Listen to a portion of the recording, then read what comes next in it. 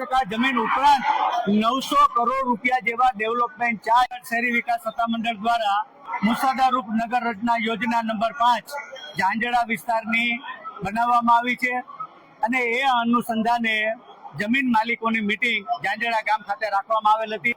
અને આ દરખાસ્તની મીટિંગમાં મોટા ભાગના ખેડૂતો હાજર હતા અને આ યોજના જોતા માલુમ એવું પડે છે કે સરકારના અધિકારીઓ ખેડૂતોના અજ્ઞાનતાનો લાભ લઈ અને 40% જમીન મફત પડાવવાનો કારસો બનાવી રહ્યા છે। 40% જમીન ઉપરાંત 900 કરોડ રૂપિયા જેવા ડેવલપમેન્ટ ચાર્જ ઇન્ક્રીમેન્ટ વેલ્યુ અજ્ઞાન ખેડૂતો પાસેથી લેવાની કારસારૂપ યોજના આજે રજૂ કરવામાં આવી છે, જેનો સામૂહિક રીતે વિરોધ કરવામાં આવ્યો છે કે તમે મૂકેલી જે દરખાસ્ત છે જેમાં 1 લાખ ચોરસ મીટર તો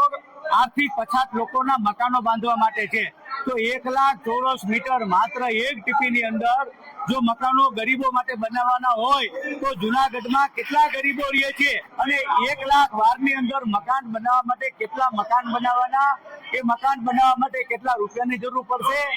આ અંગે સરકાર ગુજરાત સરકારની કોઈ સંમતિ લીધેલ છે કે નહીં એ રજૂ કરવામાં આવેલ નથી। ઉપરાંત આ કાયદાની અંદર જોગવાઈ એવી છે કે ગુજરાત સરકાર હુકમ કરે તો આવી યોજના બનાવવાની છે,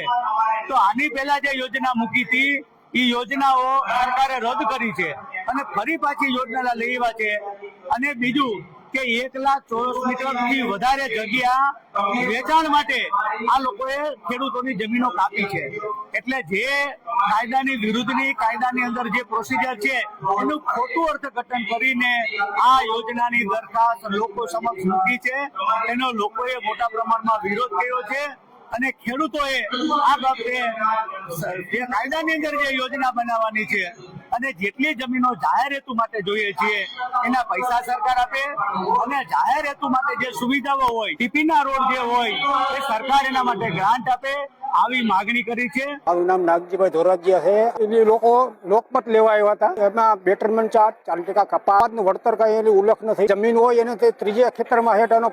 ફાઇનલ પ્લોટ 50% આવે એટલે એનો ઉલ્લેખ નથી। ખેડૂતોએ પ્રશ્ન કર્યા એનો જવાબ આપી શક્યા નથી અને એ લોકો કે અમે લોકમત લેવાય પણ લોકમતનો એને કઈ જવાબ આપ્યો નથી, એટલે અમારી માંગ એવી હતી કે 40% કપાત એ લોકો વગર વળતરે લઈ લે પ્લસ બેટરમેન્ટ ચાર્જ નાખે, પછી બેટરમેન્ટ ચાર્જ ખેડૂતને ભરવાનો,